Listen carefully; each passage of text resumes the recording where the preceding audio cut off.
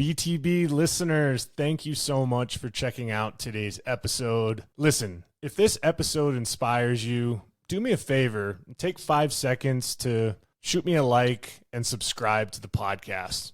There are several more exciting guests that are in the pipeline, and I just can't thank you enough for your continued support, and let's keep paying the mission forward. Don't be afraid of the dark. Be careful with stars. Not every light is gonna guide you, baby. Welcome to the BTB Project, designed to empower listeners to identify their why and to live their best lives no matter the circumstances. My name is Coleman Gerhardt, a former athlete and motivational coach. I've had the opportunity to inspire thousands through my story and help accomplish what they are built to be. You'll be encouraged by each and every episode, and let's get into it. Yeah, when I blow up, I'ma soar high like Peter Pan. In real life, be living out my dreams. If I'm waking up, it's in a foreign land.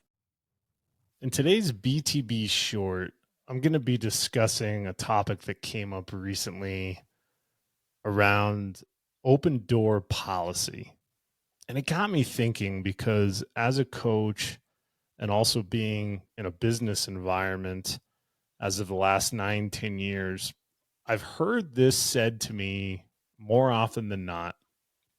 And it made me think of all of the nuances and things that have to be in place in order for the open door policy to really feel like something that you can feel comfortable going through that door to that person that is extending themselves to help you, to hear you out.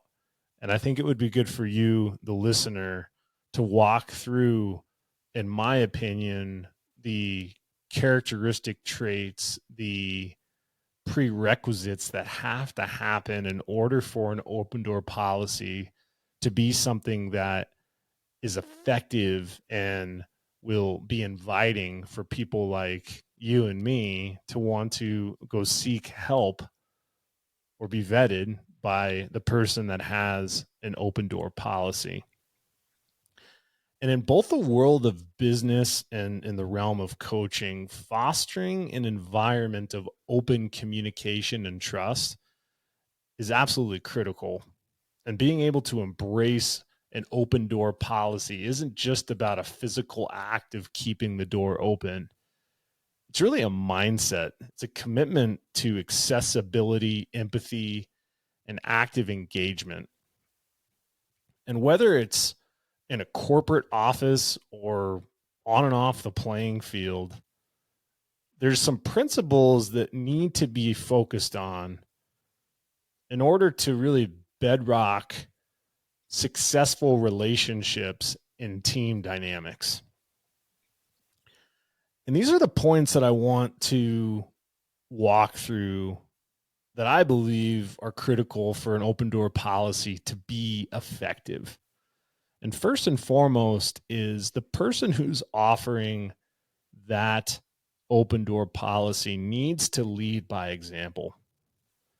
In business, leaders set a ton of opportunities to connect throughout the day.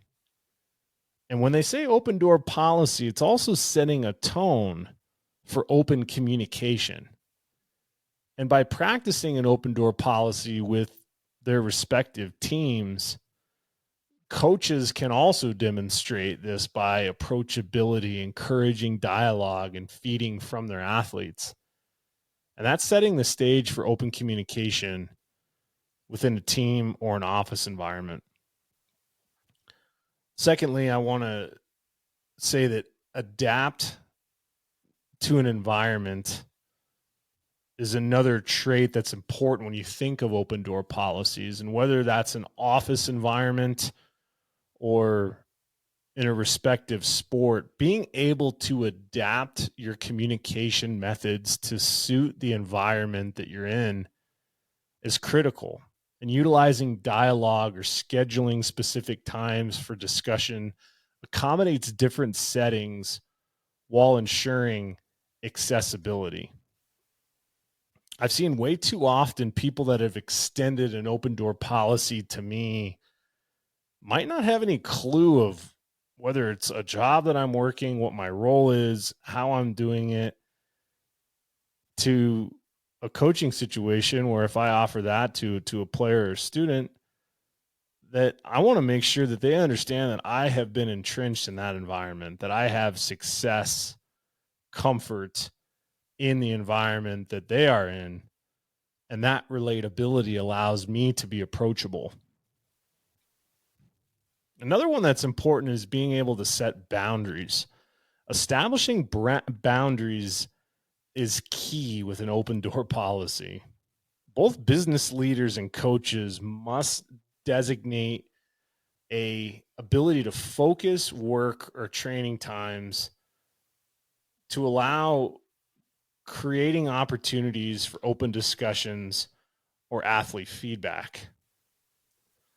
And as you're setting those boundaries, it's boundaries in the parameter of again, still being approachable, still being able to put yourself out there to where someone feels wanted and compelled to come to you, but the boundaries of why they're coming to you and making sure that those foundations are set is important when establishing an open door policy.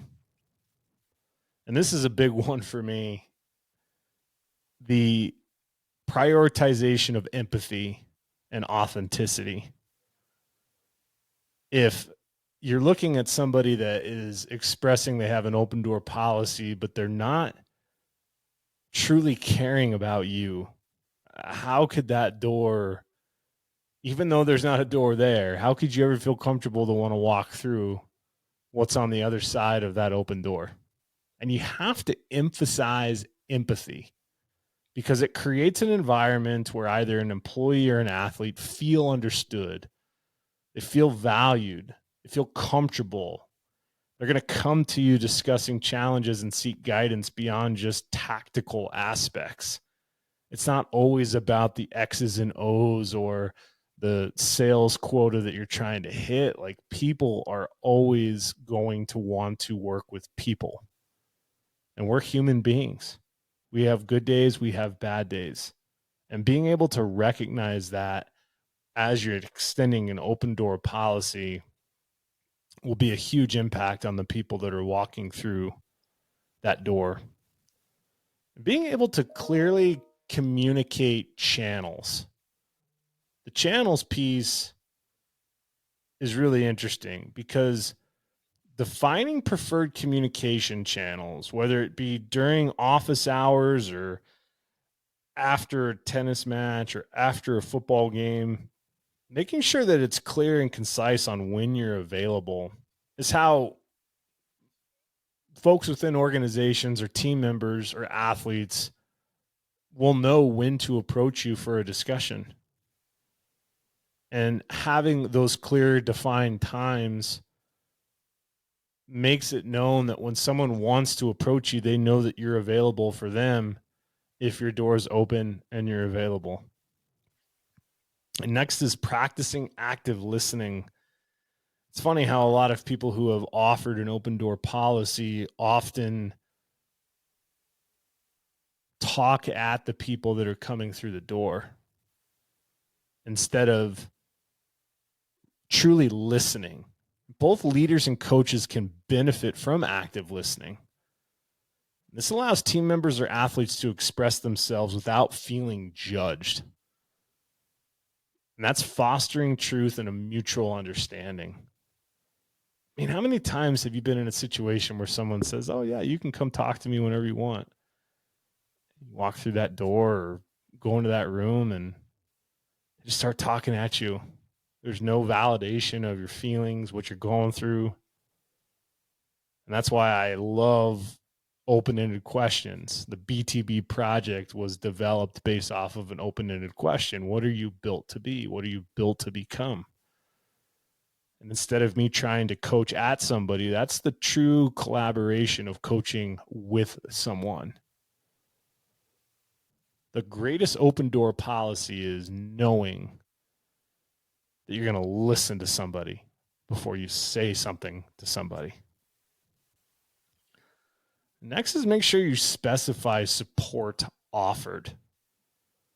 A lot of coaches and business professionals have a lot of pieces around them that support them, and communicating that type of support and what's available, whether it's for personal development or skill enhancements or demonstrating, commitment to growth to other individuals, this type of support offering allows the person that's coming through the door to know that not only are you willing to help them, but they know where to seek help based off of what they're experiencing. And that could be a skill enhancement that they're looking for. That could be a commitment to helping, grow the individuals, learning habits or skill sets or, how they're spending their time. I mean, there's so many different aspects of support that could be offered, that could be available, that some people don't know about until they're truly listened to and vetted for by the person that has an open door. Next is being able to cultivate a culture of openness. This is tricky because being able to encourage an environment where team members or athletes feel comfortable approaching for discussions or feedback, that contributes to a healthy and open team culture. I'm a firm believer in being able to have opportunities to put it all out there. I'm not the know it all in a situation when I'm a coach. When I'm a business professional and I have a direct report that has an open door policy, I want to make sure that any ideas or innovations that I bring to the table that can help the team, I want to make sure that they're heard. I want to make sure that I can discuss those things without being judged, without being, ridiculed. And having that type of welcoming environment is something that's important as a prerequisite before setting up your respective open door policy. Next is creating, again, that environment of welcoming, being approachable. Okay. When you're displaying openness through body language, 95% of the things that we communicate, we don't do it as we're talking. We do it based off of our nonverbal body language, our demeanor. Are we approachable? Do we have a demeanor of approachability? Because that fosters a culture where individuals feel comfortable enough to come to you no matter the circumstances, to discuss anything, to work through anything. And you have to ask yourself, are you providing that type of nurturing environment to where you're making someone feel welcome? I know it sounds so simple, but I see so many people miss the mark by throwing the open door policy over the fence, but not truly living and breathing the execution of what that looks like. Next is make sure you're aligning your words with actions. I see this far too often to where there's more talk rather than there is execution of what someone's saying. And in both business and coaching, make sure that your open door policy isn't just a statement, but it's a lived experience. The relatability piece of who you're trying to help. And if there are ideas and feedback that are coming at you, make sure that that is genuinely valued. It's critical. You have to be able to not just talk the talk, but you have to walk the walk based off of how you treat people and the things that you've done in the past to have relatability to help them. Listen, an open door policy can sometimes be confusing. But if it's executed correctly with the prerequisites of what I just spoke about, an open door policy can literally transcend boundaries. Whether it's in the corporate world or in any sort of sport environment, it is about creating an inclusive and collaborative space where you can go and know that it's safe to talk. You know that your ideas are going to be heard. And you know that the individuals that are there for you, whether it's the person on the other side of that open door or a supporting cast, you know that you're going to be supported. And I believe by embodying these principles that we walk through today, both business leaders and coaches in sports, you can nurture environments where growth is exponentially optimistic. You can grow your business culture, your team, athletic team, and anything that you want it to. But are you planting the foundational seeds that are important for an open door policy to actually be effective? An open door policy starts long before the door is actually open. It starts with the first impression. It starts with setting the right expectations. And you got to lead with empathy. You have to care. You have to understand the people that you're trying to help.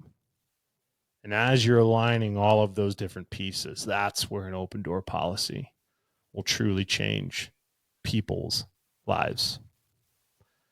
I'm proud of each and every one of you. If this BTB short resonated with you, do me a favor, like and subscribe to the BTB project. Better yet, send this episode to a family member, friend, or colleague. Let them know how an open door policy mindset affected you. It might help somebody else. The BTB project is on mission to continue to pay forward a positive message to impact and change people's lives. As we wind down 2023, it's important for us to make the correct adjustments in our lives to have alignment going into a new year, a new opportunity, and a new moment to go do extraordinary things. Thanks for checking out today's episode. And until next time, take care. You're told I'll be a hard temptation.